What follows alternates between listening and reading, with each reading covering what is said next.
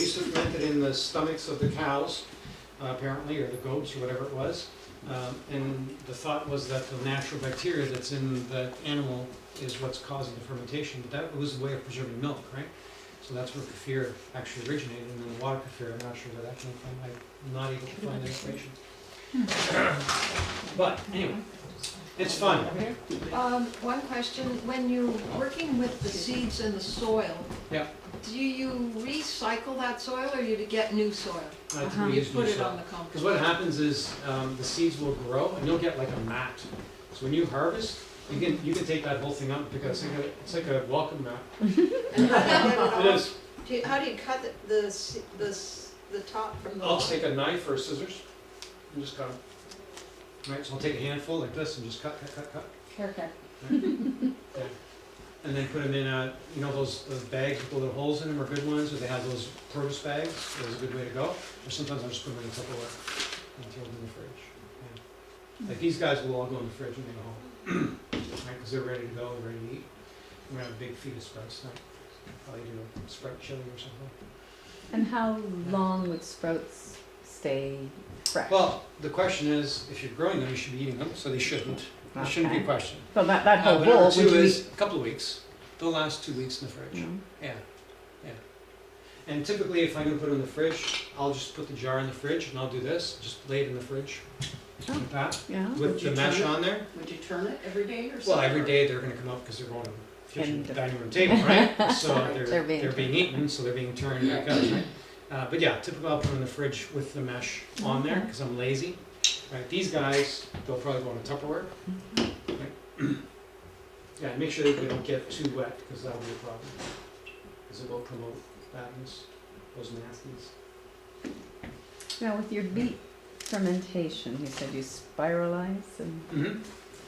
if you don't have a spiralizer, You just cut them up. just come up. Yeah, you just cut them up. So you just take a raw Cut them into beet, slices. Yeah. give it a Raw wash. beat them, give them a wash, skin them. Mhm. I would peel them like you would a potato, and then just cut them up in whatever shape you want that you like. Right, spiralize is just fun, Oh. right? It's more fun. And then when you take them out, you got these long, stringy, curly things.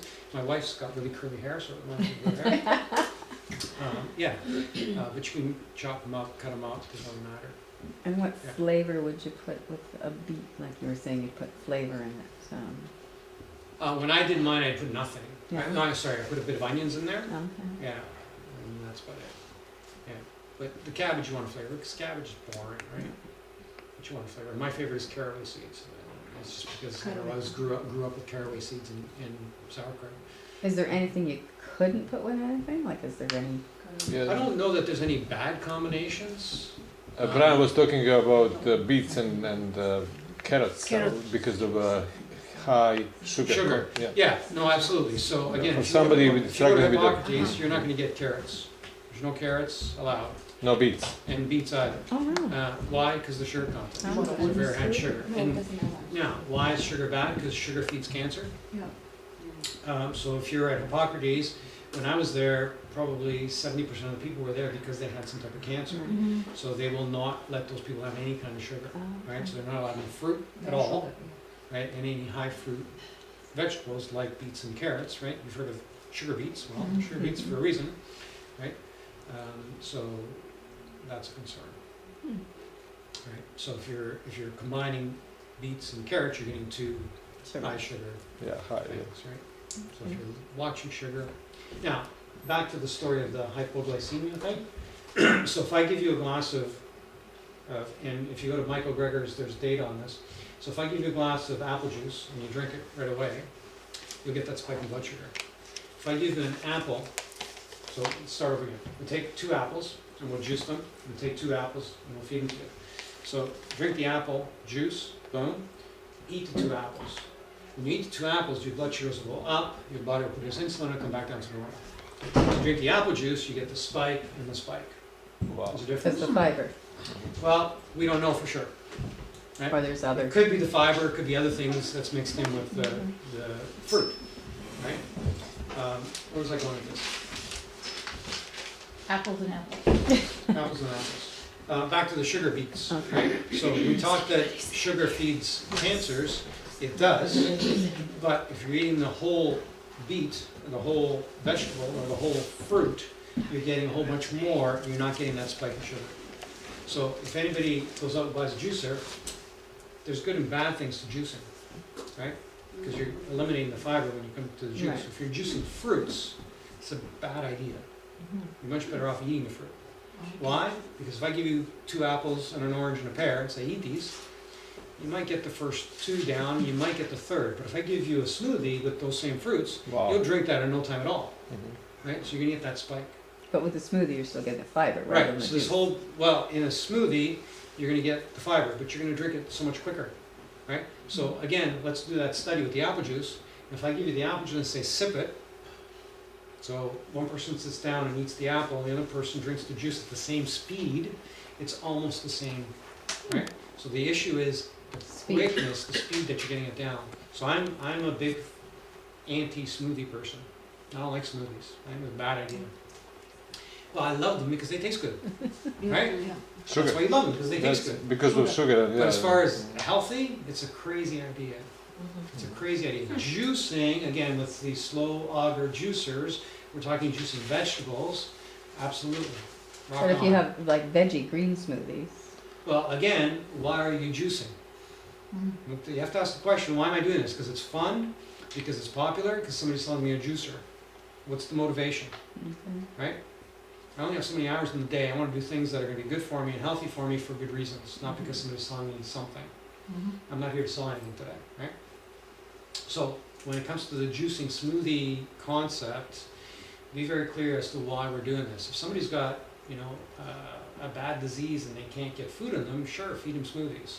If they're calorie deficient and they need to get more calories, great, feed them smoothies. If you're trying to get the maximum nutrition out of a vegetable and you need that concentrated nutrition, then juice it. But you're throwing away the fiber. So I would only do that in a situation that I'm getting enough fiber, I just need more concentrated energy or more concentrated nutrients.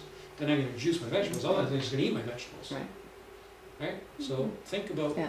Why? the logic of why you're doing things. Yeah, and Brian was talking about the frequency. Once you have fresh juice, let's say up to 15 minutes after it was juiced, you're getting frequency from that as well. Yeah, we That were was one talking of about Right. his lectures. Yeah, Mhm. absolutely. That's another thing, and that's why we're talking about living foods as opposed to. And killing just to foods. ask, when you're making juice, I mean out of vegetables, Yeah. It's not good to stay overnight, or. No, you should juice it and drink it. So I'm Yeah, committing immediately a sin right now. So I've got Yes. juice from yesterday and I'm Uh-huh. drinking because I didn't finish it. But so yes, this would have been better yesterday than Yes, today. yes. Absolutely. And within 15 minutes, it starts Yeah, to yeah, degrade. yeah, that's additional benefit if you drink it right away. And Yeah. also, wouldn't a bullet be better, because then you're actually opening those cell walls A of bullet? a bullet. No, that's a blender. Blender, yeah, the blender is Blender. is mechanically Blender and destroy juicer. nutrients. But yes. what I'm saying is, if you're gonna have a smoothie, wouldn't you rather use a bullet to open up the cell walls and use like a fiber? A bullet's not going to open up the cell walls. It's going to make little bits of But whatever you you're getting your started. fiber, you're not gonna have that spike if you have your juice, like that really turns into Right. juice too, right? Well, the question is, why are you juicing?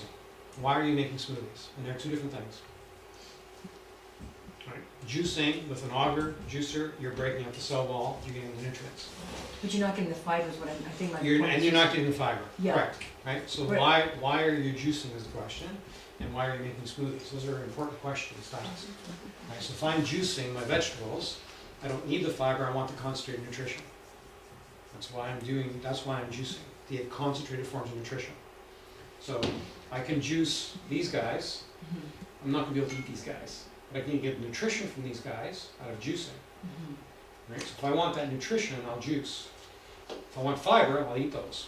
Mhm. So you have to ask the And question, nutrition. why are you But doing, you're gonna get fiber and nutrition if you eat. But them you raw. couldn't eat as many. but I won't get as much of the nutrition, it's not as bioavailable, available. So if I'm eating wheatgrass, and you can sprout wheatgrass and eat it right out of the jar. Tastes great, fantastic, it's fun. Yeah, it's great. Red winter wheat is what you want. Red hard winter wheat kernels. And you sprout them, and you just eat them right out of the jar. You don't have to grow the wheatgrass, but you're not gonna get the same nutrition. If I take the wheatgrass grass itself and I eat it, I'm gonna get a bunch of fiber, we're gonna get almost zero of the nutrients because I can't digest them. If I juice it, I'm gonna get the nutrient from wheatgrass. Does that make sense? I think this is a really important point. Yeah. Do you wanna People don't- do like both then? Well, I'm not drinking wheatgrass to get fiber. Yeah. It's not my point for drinking That's right, you wheatgrass, can get it elsewhere, yeah. right? So I'm not worried about getting fiber because of the diet that I have. Mhm. So if I want extra nutrition, then I'm gonna juice. Yeah, Can I ask something about hummus? How you make that? Hummus? Hummus. Hummus? You making it in the, You're gonna see it this blended? afternoon. Why Yeah. I use a No, food they're gonna processor. eat it, I'm not. Oh, you're not making it? I use a I food made it processor. already. I use a food processor. uh-huh. Yeah. So it's not good to put it in a magic bullet? I Well, use my juicer, I- the homogenizer. You have, So you yeah, juice so that's the Yeah. best way to do it. My juicer won't make hummus, so I use a food processor for mine. That's good. Mine. That's The good. blender, the problem with the blender is we tend to make our hummus kind of thick. If you want to make it watery, then you can use a blender, but the blender won't, and it's probably going to produce more heat, but it's not a big deal. The more beans you eat, the better. I don't care how you eat Okay. them, Yeah. right? You know? For when you're doing like a juicing or something, my doctor had said that if you're going to do a juice, not to use any frozen fruits or anything, because they lose a lot of their In the the juicer goodness or in the smoothie? in a smoothie. Sorry, Oh, in a a smoothie. okay. So you're comparing frozen vegetables to fresh vegetables? Or frozen fruit to fresh fruit? Yeah. We're in Canada. I can't get a peach in the winter, but I can get a frozen peach in the winter. Okay. So you use it. So I'd rather use a frozen peach, right? Same with a tomato. Yep. I'd rather use a Okay. fresh tomato than a canned tomato. I don't have canned tomatoes this time, or fresh tomatoes this time of year. This time I made sauce with canned tomatoes, right? Okay. So, and then we were talking about cost before, you can get beautiful, Mhm. freshly frozen veggies at a fraction of the cost sometimes of the fresh stuff. So I don't have a big problem with, these are frozen blueberries that are in here. They're Okay. organic, but they're frozen blueberries that are in here. Okay. Because a lot of times. So I don't have a big freeze problem them with really quick. frozen or even canned products. When you buy cans, read the label, don't buy the ones with preservatives. It's silly. Sometimes I'm in the store and I'm looking at cans and people watch you go, just pick a damn lentil for God's sake. Right? No, seriously, you go in and we do that almost every time we go to a grocery store. We'll see a different brand and say, oh, what, and oh, no, put that back, and put that back. Yeah, well, it's got And sometimes the sulfates. cheapest one are the ones that don't have the preservatives. So there's no reason why you need preservatives in those cans, Mhm. right? They shouldn't be there, so just read the labels, like the pepper, right? I think we're just about complete. Any last minute questions or curiosities? How about how to stop eating emotionally? Emotionally. Okay, so it's a good way. It's a good way to end. So part of what happens when you start eating healthy, part of what happens is you need to change your relationship with food. So when I look at food, I look at these puppies here, and I know that if I can eat these guys, they're going to help to nourish my body, give me strength, give me energy, and help prevent disease. That's what these guys are going to do for me. Now, here I have a plate of chocolate cookies, and I look at them, and I start to water, and I say chocolate cookies, your mouths are already watering, right? You're not even seeing them. There they are, chocolate cookies. I can't even talk, my mouth is watering. So I look at the chocolate cookie, and I know that when I eat it, it's going to be yummy, it's going to taste good, and it's probably going to feel good in my mouth. And how long is that going to last? A couple of seconds, right? A couple of seconds. And then you're going to go, I need another cookie, right? So you have another cookie. So you eat that second cookie and you go, well, that was yummy. Now I want another one, right? And that keeps going on and on and on. And then a few hours later you go, I don't feel so good, Yeah. right? And you can use the example of turkey or whatever food that we eat, traditionally we eat, and they taste yummy and we have fun with family and friends and we enjoy the meal, and that's really important. But then you feel like crap afterwards and you have to take a nap. So it's like putting crappy fuel in your car doesn't run, and you wonder why. And you wonder why we're so tired and sick and tired of being sick and sick and tired of being tired, right? You wonder. Well, it's because of these damn cookies or roast beef or whatever. Whereas when you eat this food, it gives you energy. And what I said earlier was we can make this just as yummy as that, right? Just as yummy and pretty as that, but it's going to nourish me. So when I look at food now, it's a relationship that you have.